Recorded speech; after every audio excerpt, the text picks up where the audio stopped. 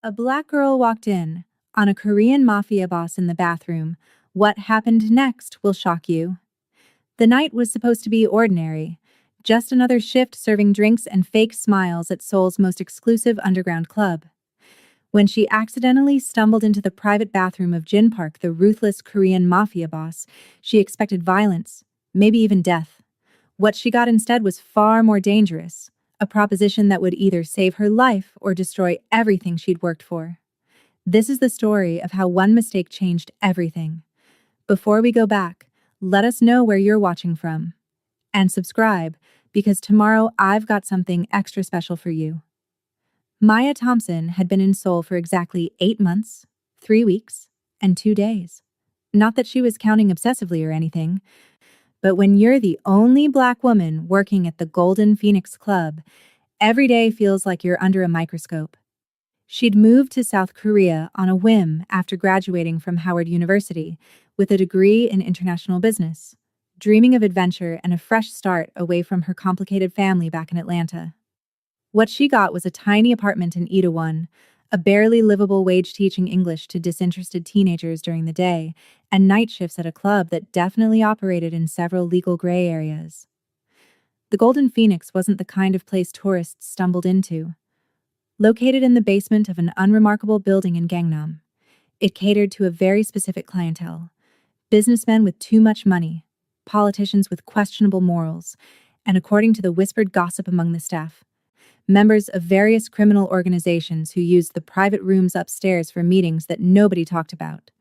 Maya had learned quickly to keep her head down, serve the drinks, collect her tips, and ask absolutely no questions about what happened behind the velvet curtains that separated the VIP section from the main floor. Her manager, Mrs. Choi, was a stern woman in her 50s, who had taken a surprisingly protective stance toward Maya from day one. She'd pulled Maya aside during her first week and given her the rules. Never go upstairs unless specifically summoned by a client with proper authorization. Never repeat anything you overhear. Never make eye contact with the men in the private booths unless they speak to you first. Never, under any circumstances, acknowledge anything unusual you might see. And absolutely never, ever go near the West Wing after midnight. Maya had followed these rules religiously for 8 months.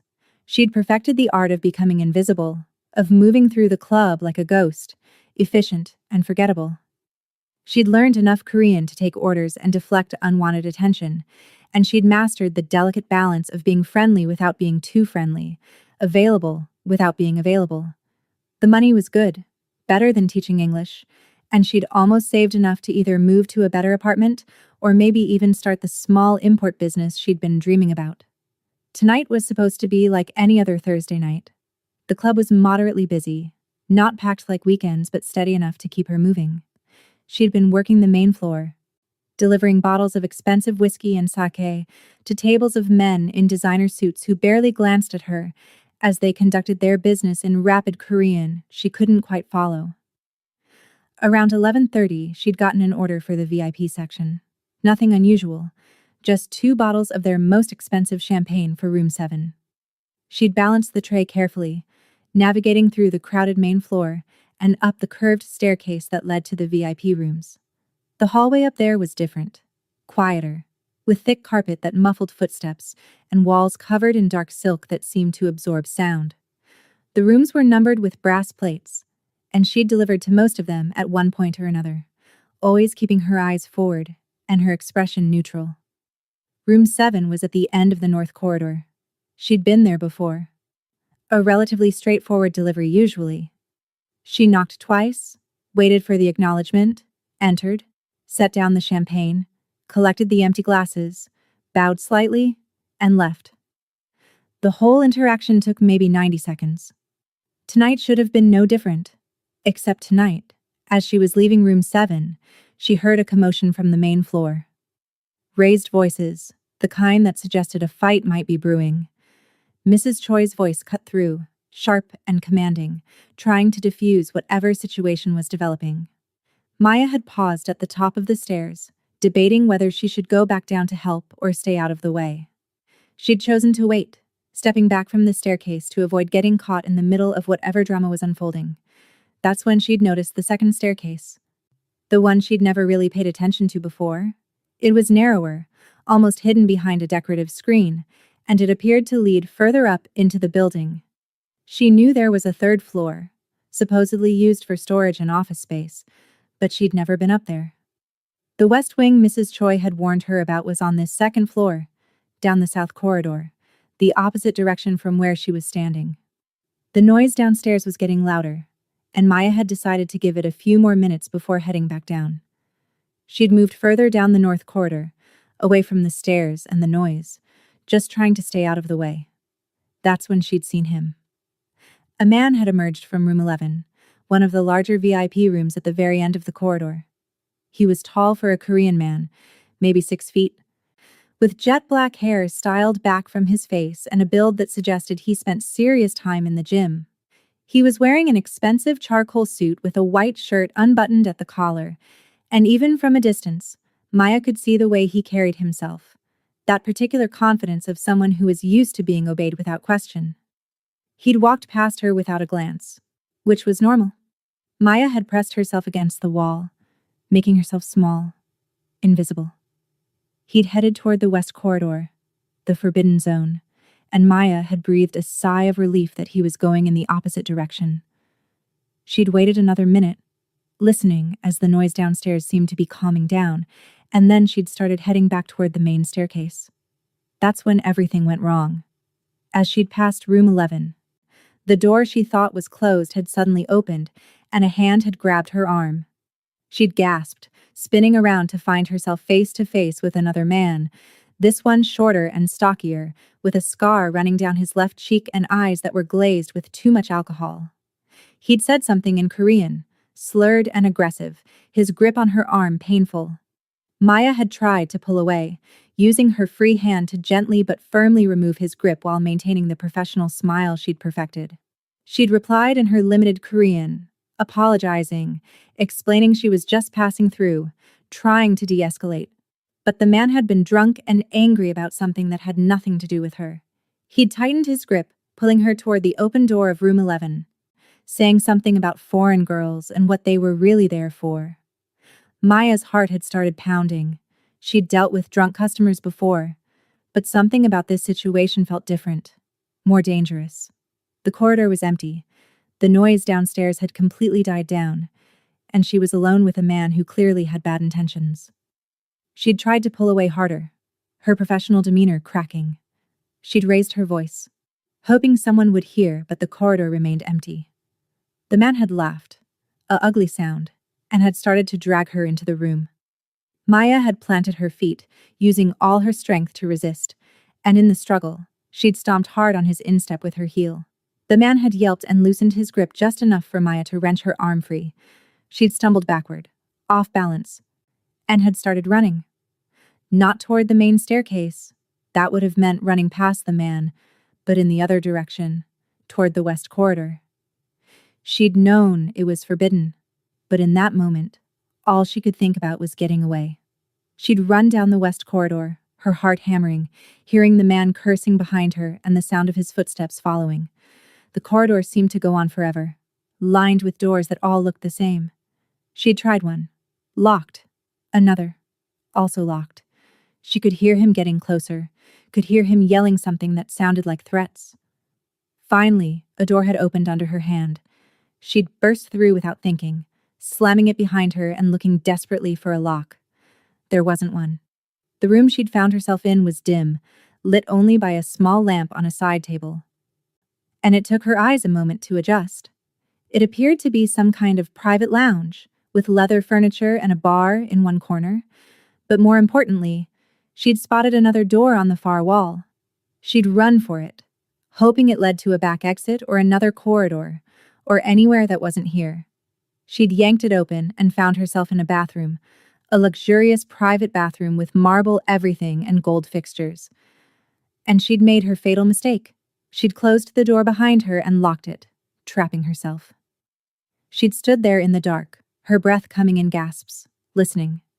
She could hear the man enter the lounge, could hear him moving around, opening doors. He'd rattled the bathroom door handle, but finding it locked, he'd seemed to pause. Then she'd heard another voice, deeper and colder, speaking in Korean. The words were clipped and authoritative, and even through the door Maya could sense the change in atmosphere. The drunk man had responded, his voice suddenly defensive, almost whining. There had been a brief exchange, and then silence. Maya had pressed her ear to the door, trying to figure out what was happening. Had he left? Was it safe to come out?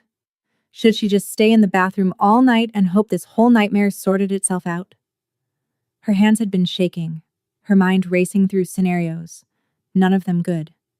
That's when she'd heard the water running. Not from the sink in the bathroom where she was, but from somewhere else in the room. She'd frozen, suddenly realizing that this wasn't just any bathroom. This was someone's private bathroom, attached to what was probably their personal space.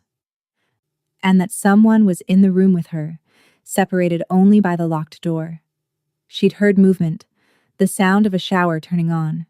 And then, horrifyingly, she'd heard footsteps approaching the bathroom door. The door she'd locked. The door she was pressed against. The handle had rattled once, testing the lock. Then silence. Then a voice, speaking in perfect English with barely a trace of an accent. You have 10 seconds to open this door before I have my men break it down. And trust me, you don't want them to do that. The voice had been calm, almost conversational, but there was steel underneath it, a promise that this was not a bluff. Maya's mind had gone blank with panic. She'd looked around desperately for a window, a vent, any possible escape route. There was nothing. The bathroom was a beautifully appointed cage. 10, 9, 8. He'd actually started counting. Maya had put her hand on the lock, her whole body trembling. Every instinct screamed at her not to open that door, that whatever was on the other side was dangerous. But she'd also known, with absolute certainty, that he meant what he said.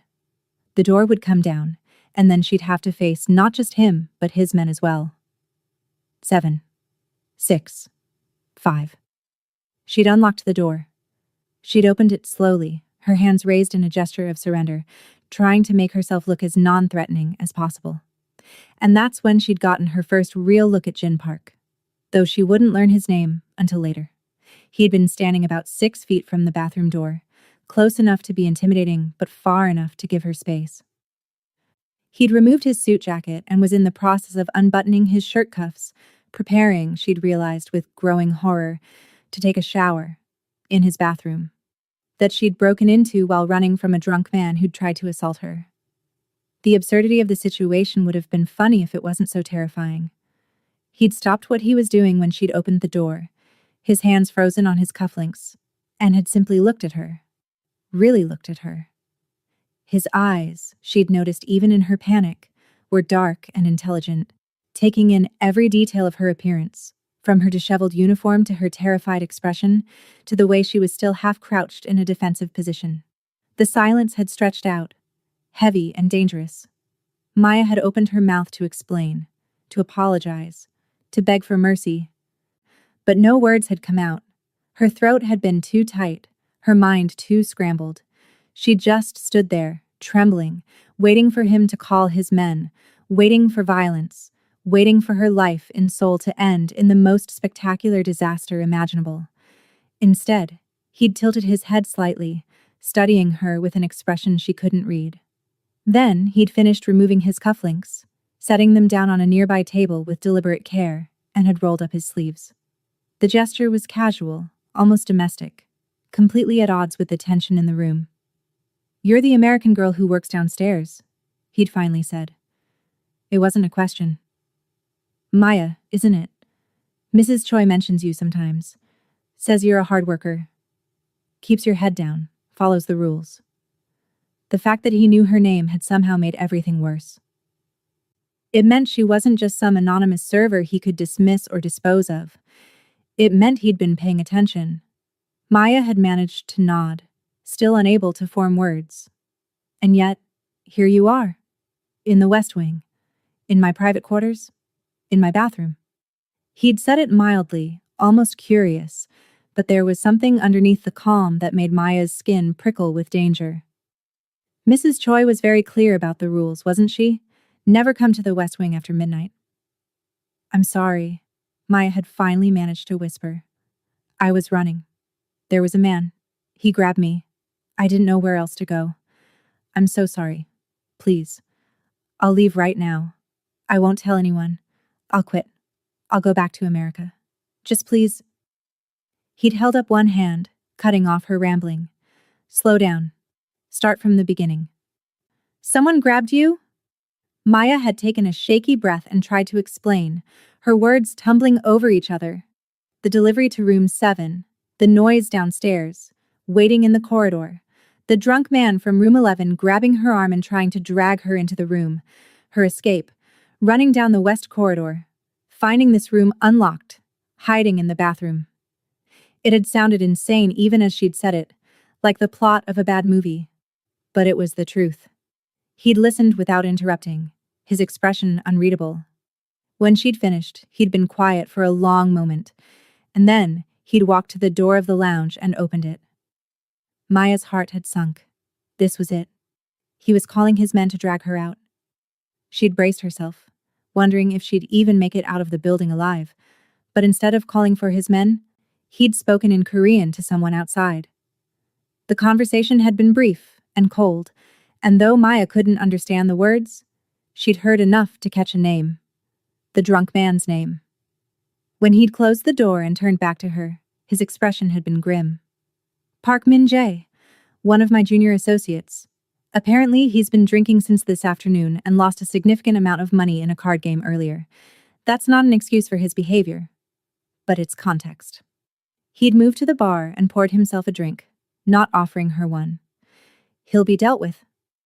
The way he'd said dealt with had made Maya's blood run cold. She'd realized, in that moment, exactly who she was dealing with.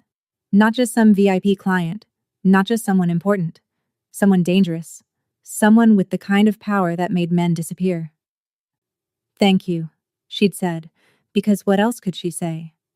Her voice had sounded small in the large room. He'd taken a sip of his drink, regarding her over the rim of the glass. Don't thank me yet. You've created a rather complicated situation. You shouldn't be here. You've seen my private quarters, which means you could identify them. You know I'm here on Thursday nights, which is information that could be valuable to certain people. You've interrupted my evening. And most importantly, you broke the one rule Mrs. Choi made absolutely clear. Each statement had landed like a stone in Maya's stomach. She'd known all of this already, but hearing it laid out so clinically had made it feel final. She was a liability, a loose end. And men like him didn't allow loose ends to exist. I won't tell anyone, she'd said desperately. I swear. I'll forget everything. I don't even know who you are. Jin Park, he'd interrupted. Head of the Park family organization. I control most of the business in this district and several others. I own this club, along with about 15 other establishments in Seoul. I have over 300 men working for me, and I don't tolerate betrayal or mistakes. Maya had felt the room spin. She'd known the Golden Phoenix had connections to organized crime, but she'd never imagined she was this deep in it. And now she'd walked directly into the lion's den, literally burst into the private bathroom of the most dangerous man in the building. However, Jin had continued, setting down his glass, I'm not unreasonable. You were running from an assault. You made a series of panicked decisions that, while unwise, were understandable given the circumstances. And according to Mrs. Choi, you've been a model employee for 8 months. Never late, never drunk, never causing problems. That counts for something. Hope had flickered in Maya's chest, tiny and fragile. So you'll let me go? He'd smiled then, and it hadn't been reassuring. I didn't say that. I said I'm not unreasonable, but you've created a problem that needs to be solved. I can think of 3 solutions. 1, I let you walk out of here, and I spend the next weeks or months wondering if you're going to sell information about me to my enemies or to the police. That's unacceptable. Maya had started to protest, but he'd continued over her. 2, I make you disappear. Permanently solve the problem. That's the simplest solution. And it's what most people in my position would choose. The casual way he'd said it had made Maya's knees weak. But I find it distasteful and wasteful. And as I mentioned, you've been a good employee. Which brings me to option 3.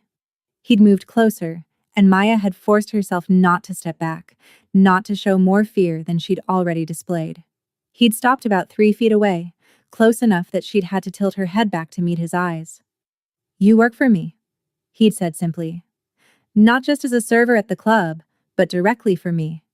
You become part of my organization, which means you're bound by our rules and our code. You keep your mouth shut not because I'm trusting you, but because you're one of us, and betraying the family has consequences you already understand.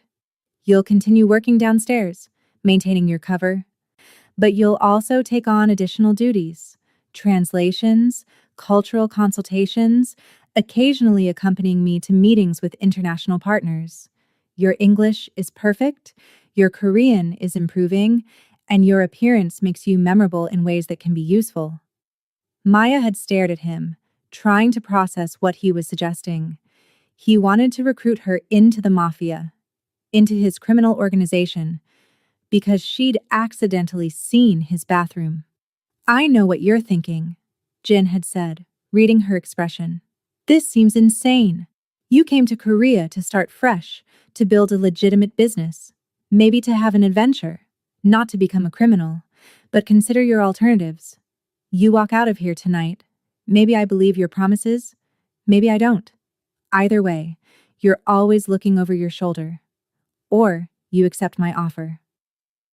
You get security, protection, significantly better pay, and the opportunity to learn aspects of business you never would have encountered otherwise.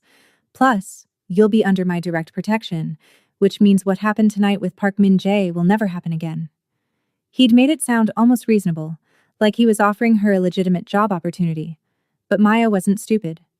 She understood what he was really saying: work for him or disappear. Those were her only real options. The illusion of choice dressed up in pretty words. "What if I say no?" she'd asked, even though she'd already known the answer.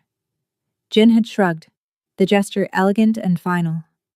"Then we have a problem, and I solve problems." Maya had closed her eyes, her mind racing. Every logical part of her brain screamed that this was wrong, dangerous, a path that could only lead to disaster. But the survival instinct, the part of her that had kept her alive through 24 years of life in a world that wasn't always kind to Black women, told her that Jin Park was giving her a way out. A twisted, dangerous way out, but a way nonetheless. She'd opened her eyes and looked at him. Really looked at him. Despite everything, despite the fear and the absurdity of the situation, she'd seen something in his eyes. Not kindness exactly, but maybe a certain respect. He'd given her options when he could have just made her disappear. He was, in his own dangerous way, being fair. "If I agree," she'd said slowly, "what exactly would I be doing? I'm not going to hurt people. I'm not going to sell drugs or traffic anything illegal. I need to know what I'm agreeing to." A flicker of something, approval maybe, had crossed Jin's face. "I wouldn't ask you to do those things. Your role would be primarily administrative and social. You'd help facilitate communication with my international partners. You'd attend certain business meetings where having a sophisticated English speaker would be beneficial. You'd help me understand cultural nuances in American business that might be relevant to our operations. Think of it as being a consultant and translator, just for an organization that operates outside the law. And if I see something illegal? If you do something I can't morally accept?" Maya had pushed, knowing she was probably pushing her luck but needing to know. "Then we'll discuss it," Jin had said. "I'm not going to pretend we're running a charity. We do things that break laws. We hurt people who hurt us. We exist in a world that plays by different rules. But I'm also not a monster. I have lines I don't cross. We'll figure out where your lines are and work within them as much as possible." It was the most honest answer she could have hoped for. He wasn't lying to her, or trying to pretend his organization was something it wasn't. He was telling her the truth and letting her decide. Maya had taken a deep breath. She'd thought about her tiny apartment, her dwindling savings, her dreams of starting a business that kept getting further away because she could barely afford rent. She'd thought about Park Min-jae's hands on her arm, the fear she'd felt. and how easily that situation could have gone so much worse. She'd thought about being alone in a foreign country with no real protection and no powerful friends. And she'd thought about the way Jin Park had listened to her explanation, had believed her, had offered her a choice when he could have just made her disappear. It wasn't much, but it was something. Okay, she'd whispered. I'll do it. I'll work for you. Jin had nodded, as if he'd expected nothing less. Smart choice. We'll discuss the details and your new salary tomorrow. For now, I'm going to have one of my men escort you home. Take the day off tomorrow. Rest. Process everything that happened tonight. Come back tomorrow evening at 8, and we'll go over your new duties and responsibilities. He'd moved toward the phone on the wall, presumably to call someone to escort her, when Maya had found her voice again. Why? She'd asked. Why give me a choice at all? Why not just make me disappear and avoid the complication? Jin had paused, his hand on the phone, and had turned back to her. For a moment, the mask of the crime boss had slipped, and she'd seen something almost human underneath. My mother was a housemaid who worked for a powerful family, he'd said quietly. When she got pregnant with me, they tried to make her disappear, to solve their problem. My father's family didn't want the scandal, but someone gave her a choice instead, helped her escape, gave her enough money to start over. I exist because someone showed mercy when they didn't have to. He'd picked up the phone and made a brief call in Korean. When he'd hung up, the mask was back in place, the crime boss once again fully in control. Someone will be here in a moment to take you home. Remember, 8 p.m. tomorrow. Don't be late. In this organization, we value punctuality. Maya had nodded, still trying to process everything that had happened in the last 30 minutes. Her life had completely changed course, and she wasn't even sure how she felt about it yet. Terrified, definitely. But also, strangely, a little bit relieved. At least now she had protection. At least now she wasn't alone. A knock on the door had interrupted her thoughts, and a man had entered. Not the drunk man from earlier, but someone else, young and professional looking, who'd bowed to Jin and then turned to Maya with a neutral expression. This is Kim, Jin had said. He'll make sure you get home safely. Kim, she's under my direct protection now. Make sure everyone knows. Kim had nodded and gestured for Maya to follow him. She'd started to leave, then had turned back one last time. Thank you, she'd said to Jin, for listening to me, for believing me. For giving me a choice. Jin had picked up his drink again, dismissing her with a casual wave. Don't thank me yet. We'll see how you feel about your choice in a few weeks. Now go home. Get some rest. Your new life starts tomorrow. And with that, Maya had followed Kim out of the room, down the west corridor she'd run through in panic less than an hour ago, and out of the club through a back exit she hadn't known existed. The night air had been cold on her face, shocking after the warm interior of the club, and she'd stood there for a moment, just breathing, trying to understand what had just happened to her life. She'd gotten into the black car Kim had led her to, and as they'd pulled away from the club, she'd looked back at the unremarkable building that housed the Golden Phoenix. Somewhere in there, Jin Park was probably finally taking the shower she'd interrupted. Tomorrow, she'd go back and start her new life as something she'd never imagined being, an employee of a Korean Mafia organization. Her phone had buzzed in her pocket, startling her. A text message from an unknown number in Korean and English. Welcome to the family. See you tomorrow. JP.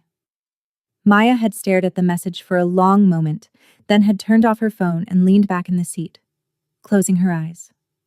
Tomorrow would come soon enough. For now, she just wanted to get home, lock her door, and try to figure out what she'd just agreed to. Maya didn't sleep that night.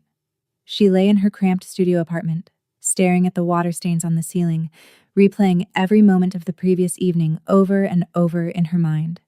Each time she closed her eyes, she saw Jin Park's face, calm and dangerous, offering her a choice that wasn't really a choice at all. Work for him or disappear. Simple as that. When dawn finally broke through her thin curtains, she was exhausted but wired, her mind refusing to shut down. She made coffee with hands that still trembled slightly, then sat at her tiny kitchen table and tried to think logically about her situation. She was now technically employed by the Korean Mafia. The sentence sounded absurd even in her own head, like something from a movie rather than her actual life. She picked up her phone, which she'd turned back on an hour ago, and scrolled through her messages. 3 texts from her coworker Jennifer asking if she was okay. Apparently word had gotten around the club that something had happened last night. 2 missed calls from Mrs. Choi. And that one message from Jin Park, still sitting in her inbox like a ticking bomb. Maya knew she should call her mother, should reach out to someone back home and explain what was happening. But what would she even say? Hey Mom, remember how you were worried about me moving to Korea? Well, funny story, I accidentally walked in on a mafia boss in the bathroom, and now I work for him. Yeah, that conversation would go over really well.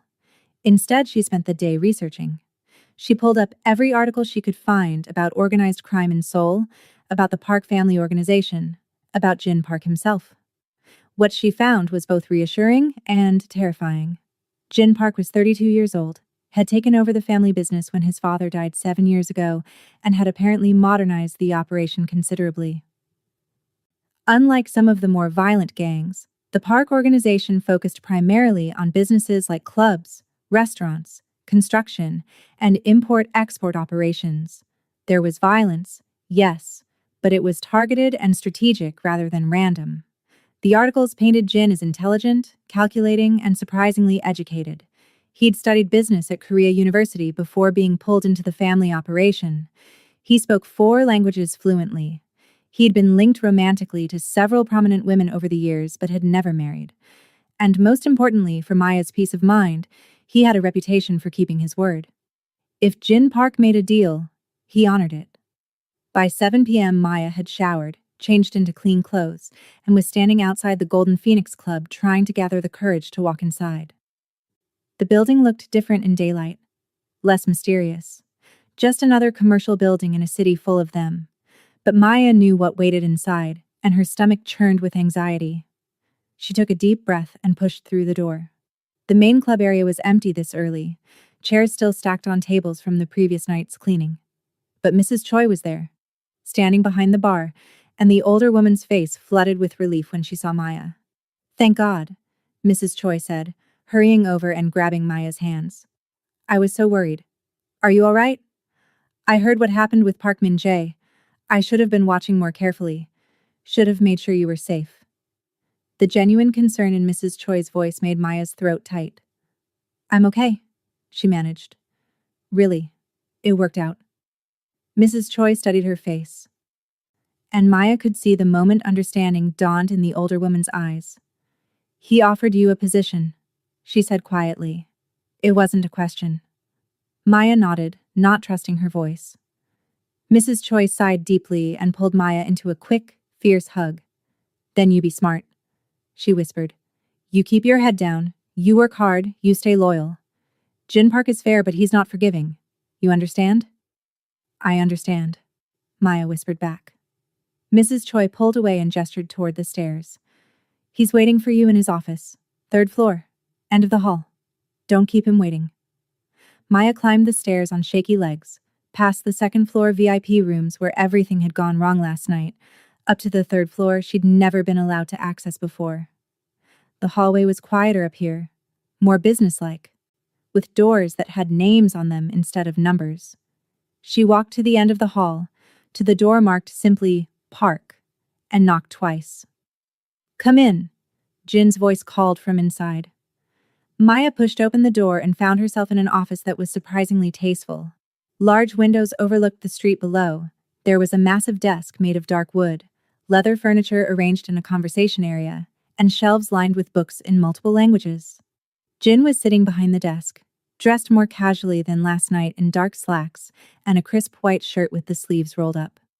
He looked up from the papers he'd been reviewing and gestured to one of the chairs across from his desk. Right on time, he said approvingly. Have a seat. Maya sat, her back straight, trying to project confidence she didn't feel. Jin studied her for a moment, the same assessing look from last night, then pulled out a folder from his desk drawer. We need to discuss the terms of your employment, he said, opening the folder. First, salary. You're currently making what, about 2 million won a month between your teaching and the club? About that, Maya confirmed, which was roughly 1,700 US dollars. Your new salary will be 8 million won a month, Jin said casually, and Maya's eyes widened. That was almost $7,000 a month, more money than she'd ever made in her life. Plus bonuses for special assignments, housing allowance, and full medical coverage. You'll also receive a company phone and a credit card for business expenses. Maya's head was spinning. That's very generous. It's market rate for the position, Jin corrected. You'll be earning it. Now, let's discuss your responsibilities. You'll continue working downstairs 3 nights a week to maintain your cover as a regular employee. The other 4 nights, you'll be available for assignments as needed. These might include translating at business meetings, accompanying me or other senior members to events where English skills are needed, or helping with correspondence and contracts involving our international partners. He pulled out a document written in both Korean and English and slid it across the desk. This is your employment contract. Read it carefully. It outlines your duties, your compensation, and most importantly, the confidentiality clauses. Everything you see, hear, or learn while working for this organization is privileged information. Sharing it with anyone outside the organization, including family and friends, will result in immediate termination of the contract and appropriate consequences. The way he said appropriate consequences made Maya's blood run cold, but she forced herself to pick up the contract and read through it. It was surprisingly professional and detailed, covering everything from vacation days to grounds for dismissal. But there were also clauses about loyalty, about maintaining security, about submitting to regular security checks. This wasn't a normal job, and the contract made that crystal clear. What happens if I want to leave? Maya asked, looking up from the document. Is there an exit clause? Jin leaned back in his chair, steepling his fingers. After 1 year of employment, you can request termination of the contract with 3 months' notice. During those 3 months, you'll be debriefed, and we'll make arrangements to ensure your discretion going forward. Before the 1-year mark, leaving is more complicated. You'd have to make a compelling case for why termination is necessary, and we'd have to come to an agreement about how to handle your knowledge of our operations. So basically, I'm locked in for a year, Maya said flatly. You're committed for a year, Jin corrected. There's a difference. I'm investing significant resources in training you and bringing you into the inner circle of this organization. I need to know that investment is worthwhile. 1 year is a reasonable time frame to determine that. Maya looked back down at the contract, her mind racing. A year. 52 weeks. 365 days of working for a criminal organization. Could she do that? Did she have a choice? She thought about her bank account with its pathetic balance, about her tiny apartment, about the dreams she'd had when she first came to Korea that seemed to be slipping further away with each passing month. She thought about Jin's offer, the money, the protection, the opportunities to learn things she never would have learned otherwise. And she thought about the alternative, looking over her shoulder for the rest of her time in Korea, wondering if he'd decided she was too much of a risk after all. I need a pen, she said quietly. Jin pulled the expensive-looking fountain pen from his desk drawer and handed it to her. Maya signed the contract, her handwriting surprisingly steady, and slid it back across the desk. Jin signed it as well, then placed one copy in his folder and handed another to Maya. Welcome officially to the Park Family Organization, he said. Now let's discuss your first assignment. He stood and moved to the windows, looking out at the city below. Maya followed, standing beside him and looking at the Seoul skyline stretching out in the late evening light. I have a meeting tomorrow night with some associates from Japan, Jin said. They're expanding their operations into Korea and want to establish a partnership with us. The negotiations will be in Japanese, which I speak fluently, but they're bringing their American legal consultant who'll be reviewing all the contracts in English. I need someone who can read those contracts in real time and flag any potential issues before I sign anything. I'm not a lawyer, Maya said carefully. I studied business, but I don't have legal training. You don't need to be a lawyer, Jin assured her. You just need to be able to read English at a native level and understand basic business concepts. Can you do that? Maya nodded slowly. Yes, I can do that. Good. The meeting is at 8 p.m. at a restaurant in Gangnam. Dress professionally? Business formal. I'll have a car pick you up at 7:30. During the meeting, you'll sit slightly behind me and to my left. You'll have copies of all documents to review. If you see anything concerning, you'll write it down and pass me a note discreetly. You will not speak unless directly addressed. And even then, keep your responses brief and professional. Understood? Understood, Maya confirmed, her stomach knotting with anxiety. This was really happening. Tomorrow night she'd be sitting in on an actual Mafia business meeting. Jin turned to face her, his expression serious. I need you to understand something, Maya. The people we're meeting with tomorrow are dangerous. They're professional, educated, sophisticated, but they're still Yakuza. If they sense weakness or incompetence, it reflects badly on me and on this entire organization. I'm trusting you to handle yourself appropriately. Can I trust you? The weight of his gaze was intense, and Maya understood that this was a test. Not just of her skills, but of her composure, her ability to function in high-pressure situations. She met his eyes and didn't look away. You can trust me, she said firmly. I won't let you down. Something shifted in Jin's expression, a subtle softening. I believe you. Now, let's go over some basics about how our organization works and who the key players are.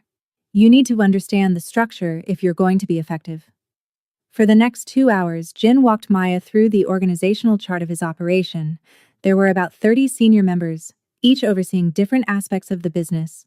There were the club managers like Mrs. Choi, the construction supervisors, the import-export coordinators, the financial managers. Then there were the enforcers, the men who handled security and dealt with threats to the organization. Jin was careful to explain that while violence was sometimes necessary, it was always a last resort, and always sanctioned by him personally. He also explained the alliances and rivalries with other organizations in Seoul. There were 3 other major families they had non-aggression pacts with, 2 smaller gangs that operated in their territory with permission and paid tribute, and 1 rival organization led by a man named Kang that was constantly testing their boundaries and looking for weaknesses. Kang is the biggest threat we face right now, Jin explained, pulling up photos on his computer. He's aggressive, reckless, and he doesn't respect the old codes. He's been trying to poach our businesses, intimidate our allies, and to undermine our reputation. Part of why this meeting with the Japanese is so important is that it strengthens our international connections, which makes us less vulnerable to Kang's scheming. Maya studied the photos of Kang, a harsh-faced man in his 40s with cold eyes. What happens if he makes a move against you? Then we respond appropriately, Jin said simply. But I prefer to avoid open conflict when possible. It's bad for business and draws too much attention from the police. Better to be strong enough that he doesn't dare make a move in the first place. As the night wore on, Maya found herself relaxing slightly. Jin was a good teacher, patient and thorough, and he seemed genuinely invested in making sure she understood everything she needed to know. He asked her questions to test her comprehension, corrected her when she made assumptions, and even cracked a few dry jokes that surprised her into laughing. Around 10 p.m., there was a knock on the door, and Kim, the man who'd driven Maya home last night, entered carrying takeout bags. I thought you might be hungry, Jin said, gesturing for Kim to set the food on the coffee table. We can take a break and eat. Maya realized she was starving. She'd been too nervous to eat all day, and the smell of the food made her stomach growl audibly. Jin smiled at the sound and started unpacking containers of what looked like high-end Korean barbecue, noodles, and various side dishes. They ate in surprisingly comfortable silence for a few minutes before Jin spoke again. Tell me about yourself, Maya. Not the resume version, the real version. What brought you to Korea? What do you want out of life? The question was unexpected, and Maya wasn't sure how to answer. She took a sip of water to buy time, then decided honesty was probably the best approach. I came here to escape, she admitted. My family is complicated. My dad walked out when I was 12. My mom remarried a man I can't stand. My younger brother is in and out of trouble. I got through college on scholarships, graduated with honors, and everyone expected me to get some corporate job in Atlanta and help support the family. but I just felt suffocated by all those expectations. She paused, surprised at how easy it was to talk to him. I'd always been fascinated by Korean culture, started learning the language in college just for fun. When I graduated, instead of applying for jobs in the US, I applied for teaching positions in Korea. My family thought I was crazy, running away from my responsibilities. Maybe I was, but I needed to figure out who I was without all those expectations weighing me down. Jin nodded thoughtfully. And have you figured out who you are? Maya laughed bitterly. I thought I was getting there. I had this whole plan. Teach for a year to save money, then start an import business bringing African American hair care products to Korea. There's a real market for it. The African community here struggles to find quality products. I was going to be my own boss. Build something from nothing. Prove to everyone back home that I could make it on my own terms. That's still possible, Jin said quietly. In fact, it's more possible now than it was 2 days ago. You'll have the capital to start that business within 6 months at your new salary. And I have connections in import-export that could help you navigate the regulatory requirements. The only difference is that you'll also have other responsibilities. Maya looked at him in surprise. She hadn't expected him to be supportive of her outside ambitions. You'd help me with that? Why not? Having legitimate business ventures makes you more valuable to me, not less. It gives you a reason to be interacting with importers and customs officials, provides additional cover for your role in this organization. Plus, I believe in people having purpose beyond just the work they do for me. It makes them more loyal, more stable, more effective. It was a pragmatic answer, not a charitable one, but Maya found herself appreciating his honesty. Jin Park wasn't pretending to be something he wasn't. He was a crime boss who understood that happy, motivated employees were better assets. There was something almost refreshing about that clarity. They talked for another hour, and Maya learned more about Jin's background. His mother had died when he was 19. Cancer. His father had been grooming him to take over the organization, but had been killed in a conflict with a rival gang when Jin was 25. Jin had taken control at an age when most people were still figuring out their careers, and he'd had to prove himself to a lot of skeptical older men who didn't think he was ready. The first year was brutal, Jin admitted. I made mistakes, trusted the wrong people, came very close to losing everything my father had built. But I learned. I adapted. I surrounded myself with people who were smarter than me in their specific areas and actually listened to their advice. And slowly, I built something stronger than what my father had. More sustainable, less dependent on violence and intimidation. Do you ever wish you'd had a different life? Maya asked. That you could have just been a regular businessman instead of this? Jin was quiet for a long moment, staring into his drink. Sometimes, he finally said. Usually late at night when I'm alone and thinking too much. But this is the hand I was dealt. My father's blood runs in my veins, and with it comes responsibilities I can't walk away from. The men who work for me depend on me for their livelihoods. The families we protect depend on me for their safety. I can't just decide I'm tired of it and leave. This is my life, for better or worse. There was something deeply sad in his voice, a loneliness that Maya recognized because she felt it too. They were both people who'd ended up in places they never expected, doing things they never imagined, trying to make the best of complicated situations they couldn't control. At midnight, Jin finally stood and stretched. You should go home and get some rest. Tomorrow is going to be intense. Remember, car picks you up at 7:30, business formal attire. If you don't have appropriate clothes, use the company card I'm giving you and buy something suitable. Keep it professional but not boring. You're representing this organization. He walked her to the door, then paused. Maya, I meant what I said last night. You're under my protection now. That means something in this world. No one will touch you without answering to me, but it also means I expect loyalty and competence. Don't make me regret giving you this opportunity. I won't, Maya promised. Thank you, Jin, for everything. He nodded once, then opened the door.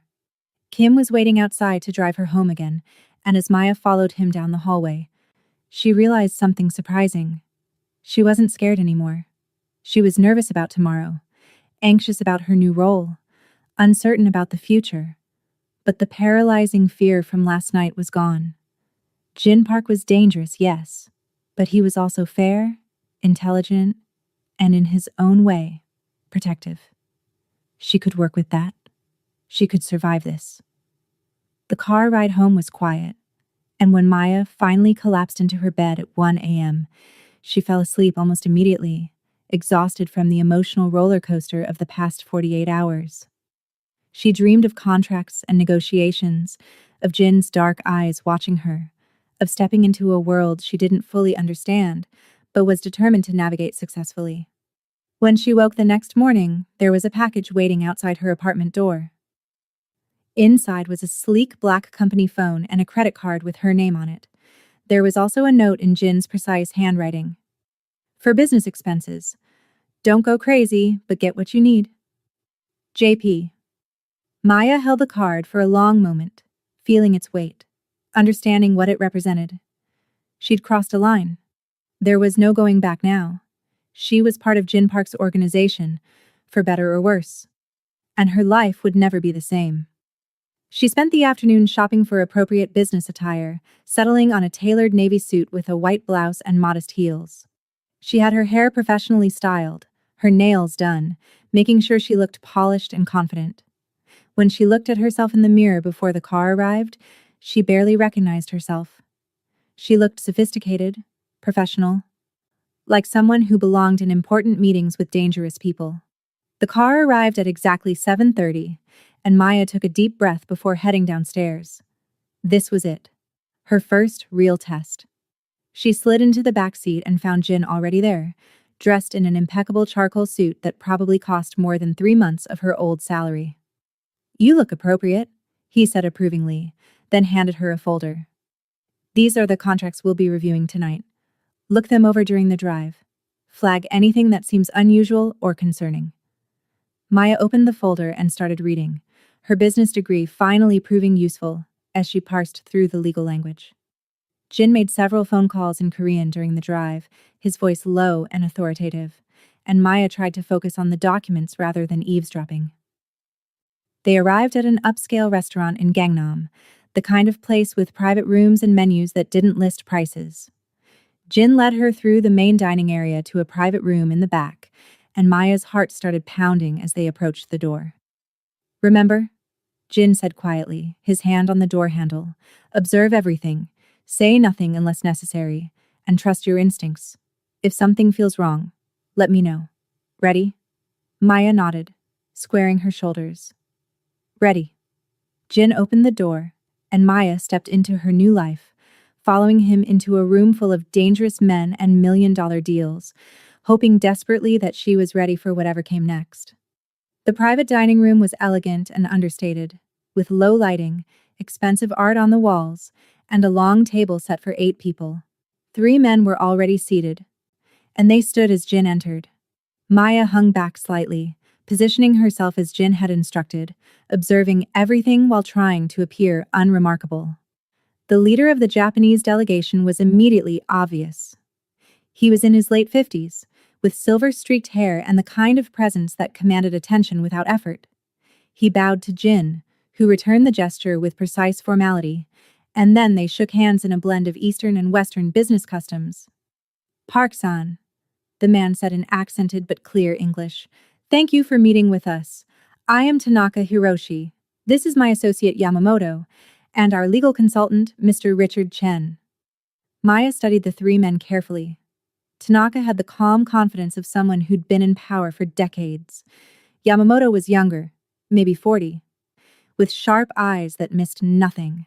And Richard Chen was American-born Chinese, probably in his 30s, wearing designer glasses and an expression of polite professionalism that didn't quite reach his eyes. The pleasure is mine, Jin replied smoothly, then gestured to Maya. This is Miss Thompson, my English language consultant. She'll be reviewing the contracts to ensure there are no translation discrepancies. Tanaka's eyes flickered to Maya with interest, lingering just long enough to make her slightly uncomfortable before he smiled politely. Of course. Please. Everyone sit. We have much to discuss. Maya took her position behind and to the left of Jin as instructed, placing her folder on the edge of the table where she could reference it easily. Servers appeared with the first course, and the conversation began in Japanese. Maya couldn't understand most of it, but she watched body language, noting the way Tanaka gestured expansively while Jin remained more contained, the way Yamamoto kept glancing at his phone, the way Richard Chen took meticulous notes. After about 30 minutes of preliminary discussion, Tanaka switched to English, directing his attention to Jin. So, Park-san, let us discuss the specifics of our proposed arrangement. We wish to establish a distribution network through your territory for certain imported goods, electronics primarily, but also luxury items, pharmaceuticals, and specialty products. In exchange, we offer a 20% stake in the profits and guaranteed protection from interference by other organizations in Japan. Jin leaned back slightly, his expression neutral. 20% seems low considering you'll be operating entirely within my infrastructure, using my contacts, my transportation networks, my warehoused facilities. I would suggest 35% is more appropriate compensation for the resources you'll be utilizing. There was a brief silence, and Maya saw Yamamoto's jaw tighten. Tanaka, however, simply smiled. You drive a hard bargain, Park-san. Perhaps we can meet in the middle at 27%? 32, Jin countered smoothly. And I want approval rights on all products moving through my territory. Nothing comes in that I haven't personally vetted and authorized. Maya watched Richard Chen scribbling notes furiously, and she pulled out her own notebook, writing down the percentages and terms being discussed. She'd need to check if the written contracts matched what was being verbally agreed to. The negotiation continued through multiple courses of increasingly elaborate food that Maya was too nervous to properly appreciate. Jin was masterful, she had to admit, knowing exactly when to push and when to concede, reading the Japanese delegation's reactions and adjusting his approach accordingly. By the time dessert arrived, they'd reached an agreement on most major points. Now, Tanaka said, pulling out a leather portfolio, let us review the contracts. Mr. Chen has prepared everything in both English and Japanese. Perhaps Miss Thompson could review the English version while we examine the Japanese? Richard Chen pulled out 2 thick documents and slid the English version across the table to Maya. She picked it up, acutely aware that everyone was watching her, and began to read. Jin had continued the conversation in Japanese, but Maya tuned it out, focusing entirely on the dense legal language in front of her. She read carefully, cross-referencing with the notes she'd taken during the verbal negotiation. Most of it seemed standard, matching what had been discussed. But as she reached page 7, something caught her attention. A clause about dispute resolution that seemed oddly specific. According to this paragraph, any disputes would be resolved through arbitration in Tokyo, under Japanese law, with arbitrators selected by Tanaka's organization. Maya felt a chill run down her spine. That meant if anything went wrong, Jin would have to argue his case on their territory, under their rules, with judges they selected. It was a massive disadvantage that could potentially allow the Japanese to manipulate any conflict in their favor. She kept reading, forcing her expression to remain neutral, and found 2 more concerning clauses. One that gave Tanaka's organization the right to inspect and audit Jin's operations with only 24 hours' notice, which could be used for intelligence gathering. And another that had vague language about shared resources in times of organizational need, which could theoretically obligate Jin to provide manpower or resources to Tanaka for unstated purposes. Maya's hand tightened on her pen. These weren't just unfavorable terms, they were potentially dangerous. But she needed to be smart about how she communicated this to Jin. She couldn't just interrupt the conversation and announce that the contract was problematic. She needed to be subtle, professional. She finished reading the entire document, then carefully wrote out 3 brief notes on her notepad, each identifying the problematic clause by page and paragraph number, with a 1-sentence explanation of the issue. Then she waited for a natural pause in the conversation. Jin was discussing timeline for implementation when Maya cleared her throat very softly. Jin glanced at her, and she tilted her notepad slightly so he could see she had something to communicate. He smoothly transitioned the conversation, saying something in Japanese that made Tanaka laugh, then turned more fully toward Maya. Yes, Miss Thompson? Do you have questions about the contract? Maya kept her voice even and professional.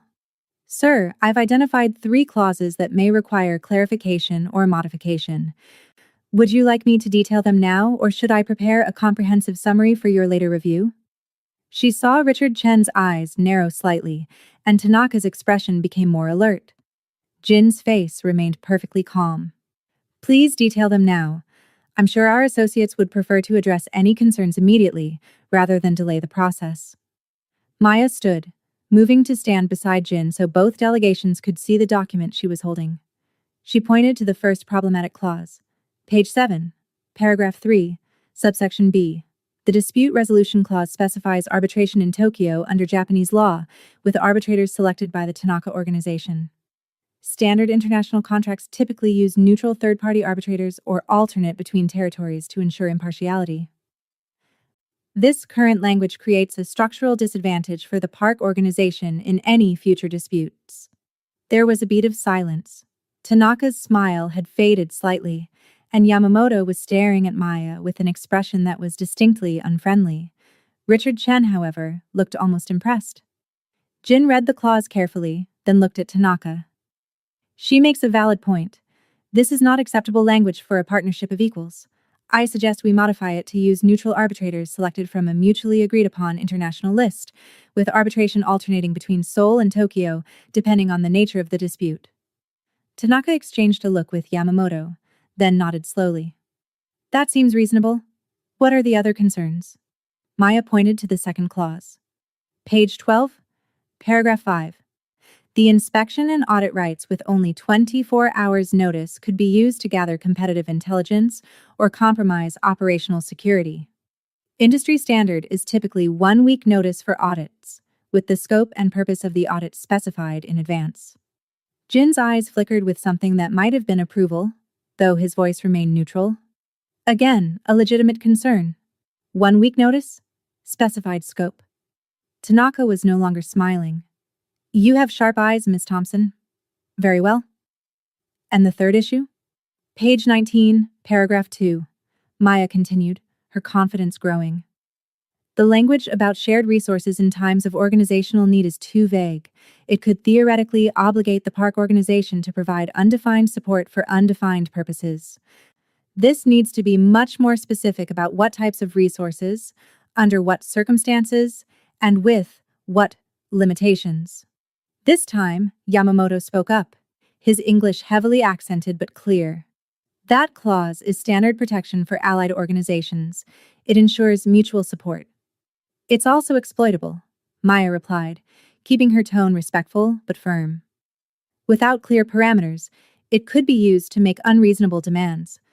Perhaps we could specify that such requests must be mutually agreed upon, in writing, with clear compensation terms, and cannot obligate either party to act in ways that compromise their core operations or security.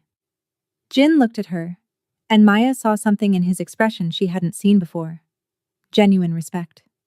He turned back to Tanaka. My consultant raises valid concerns on all 3 points. These modifications are necessary for me to sign this agreement. The atmosphere in the room had shifted. What had been a cordial business dinner had become a real negotiation, with tension crackling beneath the surface of polite conversation. Tanaka studied Jin for a long moment, then looked at Maya, really looked at her, as if reassessing who she was and what she represented. You have chosen your advisors well, Park-san, Tanaka finally said. Very well. Mr. Chen, please revise the contract with the suggested modifications. We can review the updated version at our next meeting. There's one more thing, Jin said quietly, and Maya heard steel in his voice. I need to know if these problematic clauses were deliberate or oversights, because if they were deliberate, that suggests a fundamental misunderstanding about the nature of this partnership. I don't enter into agreements with people who try to manipulate the terms to their advantage through legal loopholes. The room went very quiet. Maya held her breath, suddenly aware of just how dangerous these men were, all of them. This wasn't a corporate boardroom where the worst consequence was losing a deal. These were people who solved problems with violence when necessary. Tanaka met Jin's gaze steadily. You want honesty? Very well. Yes, the clauses were deliberate. We are expanding into new territory, and we wanted certain protections and advantages. You are young, Park-san, younger than any of us at this table, and we made the mistake of assuming that meant you were inexperienced or careless. Your consultant has proven that assumption wrong. For that, I apologize. He bowed his head slightly, a gesture of genuine respect. Let me be clear. We want this partnership to work. We believe it can be profitable for both our organizations, but we are not interested in a partnership with someone who will allow themselves to be taken advantage of. The fact that you caught these issues, that you have someone like Miss Thompson reviewing your agreements, tells me you are the kind of leader we can work with honestly. So yes, we will revise the contract with equitable terms, and we will move forward as equals. Does this satisfy you? Jin was quiet for a moment, considering, and Maya realized he was deciding whether to accept this explanation or walk away from the entire deal. Finally, he nodded. It satisfies me, but understand, Tanaka-san, there will be no more tests. Going forward, we deal honestly and directly. Agreed? Agreed, Tanaka said firmly and extended his hand. Jin shook it, and the tension in the room eased slightly. The meeting concluded shortly after, with plans to reconvene in 1 week to sign the revised contracts. Maya gathered her materials, her hand still steady despite the adrenaline coursing through her system. She'd just directly challenged Yakuza underbosses and survived. More than survived, she'd earned their respect. As they were leaving, Richard Chen caught up to her in the hallway. That was impressive work in there, he said in a low voice. Most people in your position would have been too intimidated to speak up. Where'd you learn to read contracts like that? Business degree? Howard University? Maya replied, wary of this man despite his friendliness. And a lot of careful reading. Well, you saved your boss from signing a very disadvantageous agreement, Chen said. I'm actually glad you caught those clauses. I argued against including them, told Tanaka it was too obvious, but he wanted to test Park's due diligence. Looks like Park passed the test. Thanks to you, a voice said behind them, and Maya turned to find Jin approaching. Thank you, Mr. Chen, for the professional courtesy. I appreciate your candor. Chen shrugged. I write what I'm told to write, but I prefer clean deals over complicated ones. Makes my job easier. I'll have the revised contracts ready by Tuesday. It was good meeting you both. He nodded and headed back toward the private room. Jin guided Maya toward the exit, his hand lightly touching her back. Once they were outside and in the car, the privacy screen raised between them and the driver, Jin finally let his professional mask slip. He leaned back against the seat and exhaled slowly. That was extraordinary, he said quietly. You caught things I missed, and I've been reading contracts for years. You handled yourself with perfect professionalism under significant pressure, and you may have just saved this organization from a very problematic partnership structure. Maya felt a flush of pride warming her chest. I just did what you hired me to do. Read the contract carefully and flag problems. You did far more than that, Jin insisted. You stood up to Yakuza bosses and challenged their terms directly. Do you understand how rare that is? How much courage that takes? He looked at her, and in the dim light of the car, his expression was softer than she'd ever seen it. You proved tonight that my instinct about you is correct. You're not just competent, you're exceptional. Maya didn't know what to say to that, so she simply nodded. They rode in silence for a few minutes before Jin spoke again. Tell me honestly, how are you feeling about all of this? Your new position, what you saw tonight, the reality of what you've gotten involved in? Maya considered the question carefully. Terrified, she admitted, but also kind of exhilarated. Tonight I did something that mattered, something important. I was good at it, and as scary as those men were, I realized something. They respected competence. They respected strength. As long as I'm good at my job and I'm loyal to you, I'm safe. That's more security than I've had in a long time. Jin nodded slowly. That's a mature perspective. But don't get overconfident. Tonight went well because you were prepared and professional. But this world is unpredictable. There will be situations where preparation isn't enough, where danger comes from unexpected places. You need to stay sharp, stay cautious. I will, Maya promised. They arrived at her apartment, and Jin walked her to the door, which surprised her. At the entrance to her building, he paused. Take tomorrow off. Rest. Process everything that happened. Come back Friday evening and we'll start your training on other aspects of the organization. You'll need to learn self-defense, basic security protocols, how to recognize threats. If you're going to be in my inner circle, you need to be able to protect yourself. Okay, Maya agreed.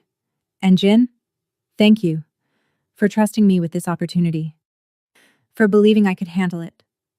Jin smiled, a genuine smile that transformed his usually serious face. Thank you for proving me right. Get some rest, Maya. You earned it. He waited until she was inside the building before returning to the car, and Maya climbed the stairs to her apartment feeling lighter than she had in months. She'd done it. She'd faced her first real test and exceeded expectations.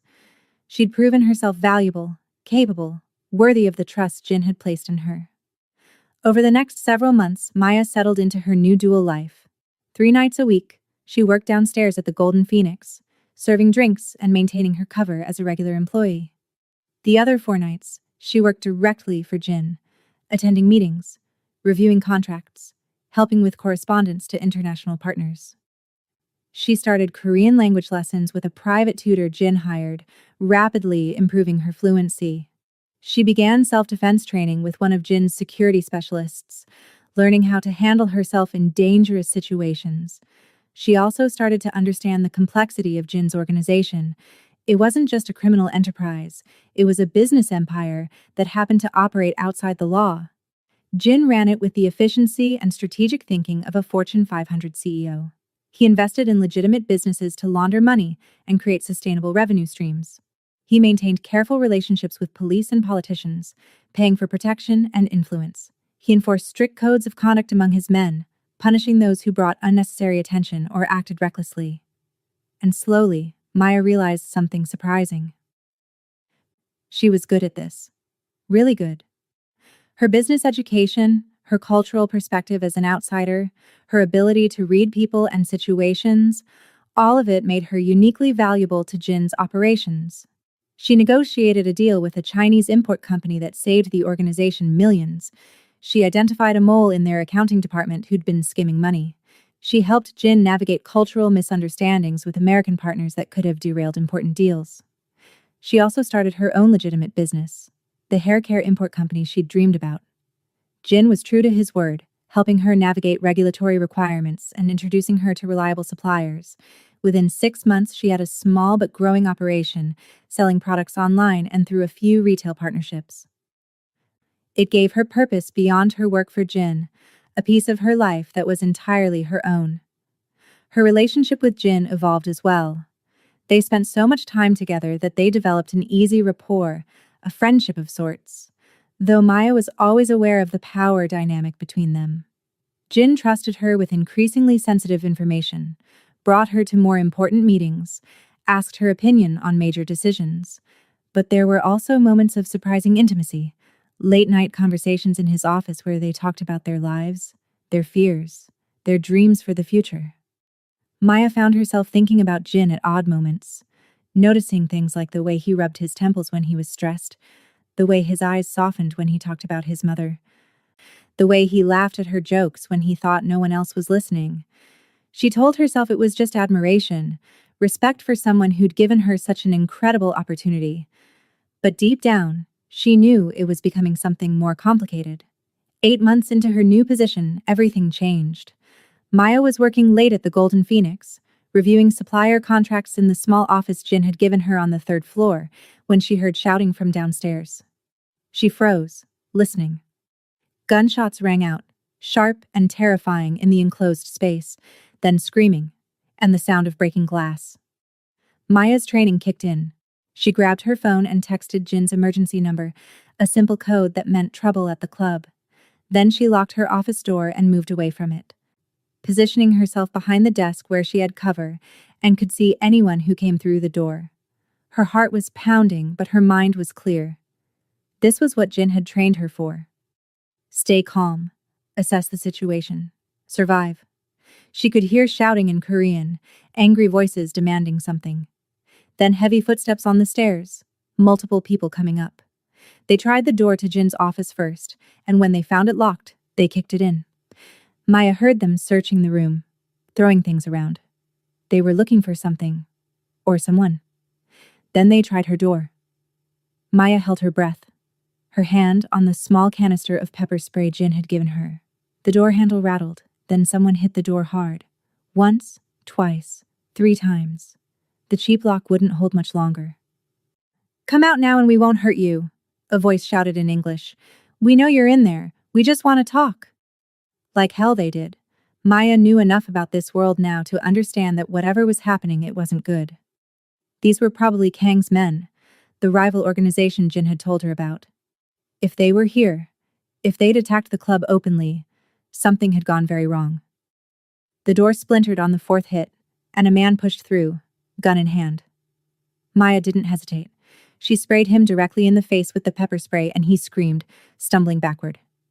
She ran past him, heading for the back stairs Jin had shown her for emergencies.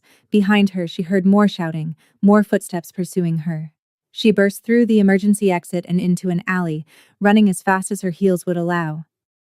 She kicked them off after half a block, running barefoot on the cold pavement, her only thought to get away, to survive. She could hear them behind her, getting closer. She turned a corner, then another, trying to lose them in the maze of back alleys around the club.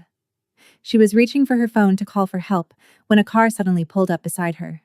The door opened, and a familiar voice shouted, "Get in, now!" It was Jin. Maya dove into the car and it took off before she'd even closed the door properly. She looked at Jin, saw blood on his shirt, a cut on his face, fury in his eyes. "Are you hurt?" he demanded, his hand reaching for her, checking her for injuries, even as he kept his eyes on the road. "I'm okay," Maya gasped. "Jin, what happened? Who were those people?" "Kang's men," Jin spat. "They hit 3 of our locations simultaneously tonight. The club, one of our warehouses, and a restaurant we use for meetings. They killed 2 of my men. They were looking for me. For you. For leverage. This is war." Maya felt cold terror wash over her. This was what Jin had warned her about. The violence that lurked beneath the surface of this world. "What do we do?" Jin's expression was grim. "We fight back. We show Kang that attacking us was the biggest mistake of his life. But first, I need to get you somewhere safe. Somewhere he can't find you." "No," Maya said firmly, surprising herself. "I'm not hiding.